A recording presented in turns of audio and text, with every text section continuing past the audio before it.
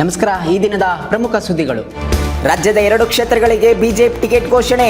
ದಾವಣಗೆರೆಗೆ ಶ್ರೀನಿವಾಸ್ ದಾಸ್ ಕರಿಯಪ್ಪ, ಬಾಗಲಕೋಟೆಯಲ್ಲಿ ವೀರಣ್ಣ ಚರಂತಿಮಠಗೆ ಟಿಕೆಟ್ ಘೋಷಣೆ. ಚಿಂತಾಮಣಿಯಲ್ಲಿ ಯುಗಾದಿ ಹಬ್ಬದ ಸಂಭ್ರಮ, ಖರೀದಿಗೆ ಮುಗಿಬಿದ್ದ ಜನ. ಅಡುಗೆ ಅನಿಲ ಸಿಲಿಂಡರ್ಗಳ ಆತಂಕದ ನಡುವೆ ಹಬ್ಬದ ಜೋರು. ವಿಚಾರಣೆಗಾಗಿ ಠಾಣೆಗೆ ಕರೆತಂದಿದ್ದ ವ್ಯಕ್ತಿ ಸಾವು. ಚಿಕ್ಕನಾಯಕನಹಳ್ಳಿಯ ಪೊಲೀಸ್ ಠಾಣೆ ಬಳಿ ಘಟನೆ, ಸಂಬಂಧಿಕರು ಗ್ರಾಮಸ್ಥರಿಂದ ಪ್ರತಿಭಟನೆ. ವರ್ಷ ತೊಡಕಿಗೆ ಸಿಲಿಂಡರ್ಗಳ ಕೊರತೆಯ ತೊಡಕು.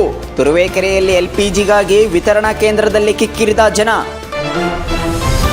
ಜಿಲ್ಲಾದ್ಯಂತ ಅಬ್ಬರಿಸಿದ ವರುಣ, ಚಾಮರಾಜನಗರ ರಸ್ತೆಗಳು ಸಂಪೂರ್ಣ ಜಲವೃತ, ಧರೆಗುರುಳಿದ ಮರದ ಕೊಂಬೆಗಳು.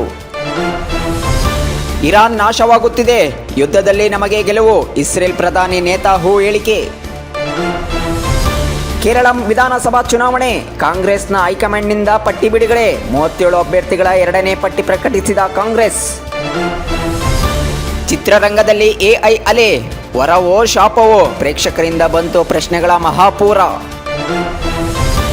ಇರಾನ್ ವಿರುದ್ಧ ನಮ್ಮ ಉದ್ದೇಶಗಳು ಬದಲಾಗಿಲ್ಲ, ಇರಾನ್ನಲ್ಲಿ 7,000 ಗುರಿಗಳನ್ನು ನಾಶಗೊಳಿಸಲಾಗಿದೆ, ಅಮೆರಿಕ ರಕ್ಷಣಾ ಕಾರ್ಯದರ್ಶಿ ಹೇಳಿಕೆ.